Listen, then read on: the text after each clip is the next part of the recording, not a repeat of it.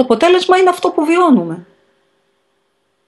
Ότι αδυνατούμε να συζητήσουμε για τα στοιχειώδη, βολευόμαστε με συνθήματα και δεν έχουμε επιχειρήματα, δεν έχουμε μάθει να ακούμε, είμαστε πάρα πολύ καλοί στο να αγορεύουμε, με μια κούφια ρητορική, και δεν μπορούμε να ανεχθούμε τον άλλον δίπλα μας. Αυτό είναι απορίας άξιων, δηλαδή όταν το παρακολουθεί κανείς και το έχουμε όλοι, δηλαδή και εγώ που μιλάω, μας είναι πιο εύκολο να κοιτάξουμε πώς θα πιέσουμε για να γίνει το δικό μας με οποιονδήποτε τρόπο, παρά να ακούσουμε, μετά να σκεφτούμε και μετά να δούμε τι θα γίνει. Έχουμε προαποφασίσει ποιο είναι το σωστό. Αυτό.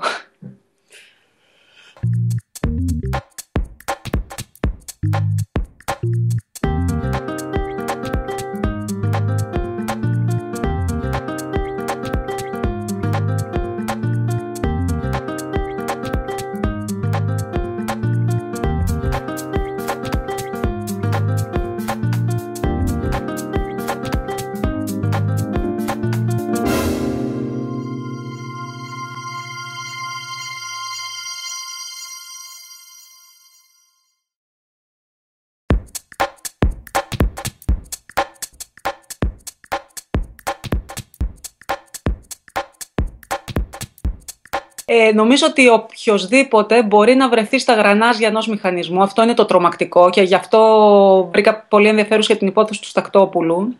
Η αίσθηση ότι μπορεί να συμβεί στον καθένα, δηλαδή να είσαι στο δρόμο, όπως ήταν ο Στακτόπουλος, να περιμένει στο λεωφορείο, τον χτύπησε κάποιος στην πλάτη του, είπε ακολουθήστε με, γύρισε 12 χρόνια μετά στο σπίτι του.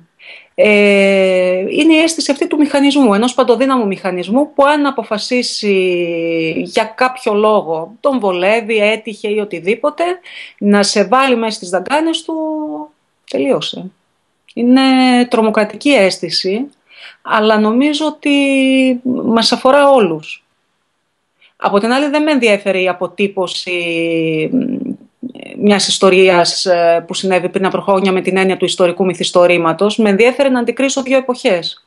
Δηλαδή δεν με ενδιαφέρει απλώς να αφηγηθώ την ιστορία που είναι πολύ ενδιαφέρουσα με το τι γίνεται και μάλιστα κάποιοι θεωρούν ότι ο ψυχρός πόλεμος στην Ελλάδα ξεκινά με αυτό το έγκλημα, όχι μόνο στην Ελλάδα και στην Ευρώπη, αλλά με ενδιαφέρει πάρα πολύ να δω τι γίνεται σήμερα, πώς το χθες, ας πούμε, με κάποιον τρόπο και οι παθογένειες οι παλιότερες εισχωρούν στο σήμερα, και ήθελα και πολύ φρέσκο αίμα, γι' αυτό έβαλα σχολείο και παιδιά.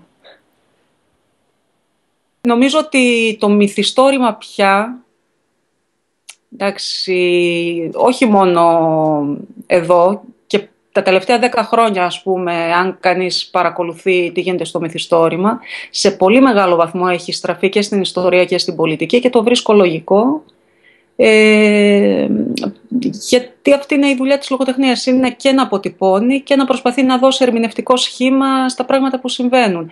Εφόσον αυτά που συμβαίνουν σχετίζονται, θα μου πεις παλιότερα όχι, δεν ήταν τόσο ορατό ίσως. Δεν ήταν τόσο ορατό. Νομίζω είναι ανάγκη και συγγραφική, σίγουρα. Δηλαδή εμένα με ενδιαφέρει πάρα πολύ να γράψω ένα πολιτικό βιβλίο και είναι και ανάγκη και αναγνωστική ίσως.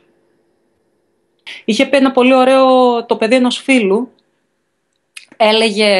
Εξηγούσε στην κόρη του, ότι κινηματογραφιστής αυτός, ότι υπήρχε εποχή που δεν υπήρχε η τηλεόραση.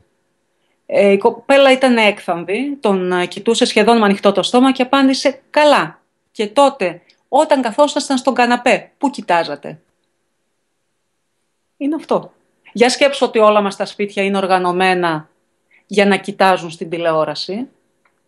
Νομίζω ότι με τις πόλεις μέσα στις οποίες ζούμε, αυτές που αγαπάμε, και όπως και με τους ανθρώπους τους δικούς μας, λέμε και πράγματα σκληρά. Δεν τα λέμε με τους αγνώστους. Η πόλη είναι αυτή που είναι. Είναι μια πόλη με πολύ μεγάλες αναπνοές γιατί βλέπει θάλασσα. Οι ήρωες όταν ζορίζονται κατεβαίνουν κατευθείαν και είναι μια ευθεία, είναι μια περπατησιά. Και είναι μια πόλη με επάλληλα στρώματα ιστορικά, Αυτό είναι τρομερά ενδιαφέρον, όταν κάνεις τη βόλτα σου δηλαδή και έχεις συναίσθηση αυτής της ιστορίας, και μάλιστα στο κέντρο που είναι ένα τέταρτο δρόμος από τη μια άκρη ως την άλλη. Απλώς η ιστορία αυτή είναι αιματηρή. Προφανώς οι ιστορίες των πόλεων γράφονται με αίμα, δεν γράφονται με αίμα, με διαδηλώσεις. Είναι θρίλερ, η ιστορία της είναι θρίλερ όντως, αλλά νομίζω ότι αυτή είναι η ιστορία των πόλεων. Είναι η ιστορία του αίματος το πιο πολύ. Υπάρχουν άνθρωποι που τους είναι πολύ φυσικό να σηκώνουν το δάχτυλο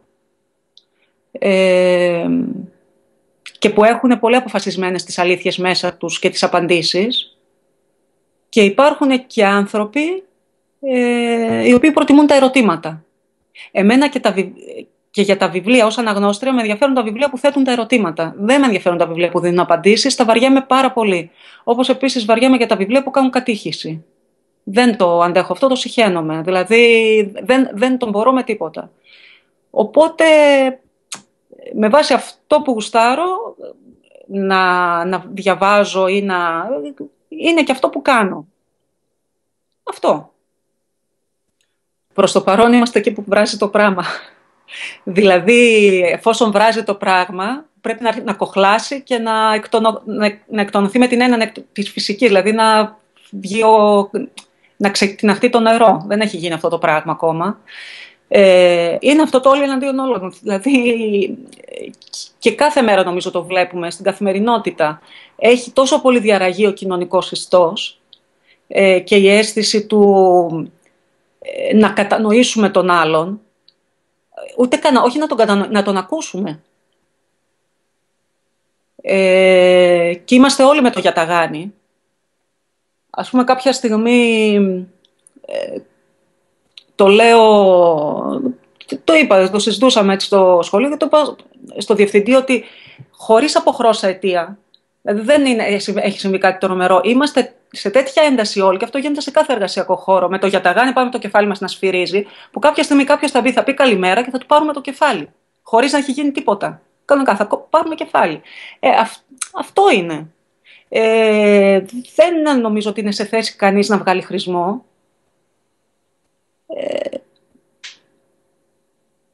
Περιμένει κανείς, δηλαδή βράζει αλλά δεν κοχλάζει. Αυτό πρέπει να εκτονωθεί ως φυσική κατάσταση πρώτα απ' όλα. Δηλαδή είναι...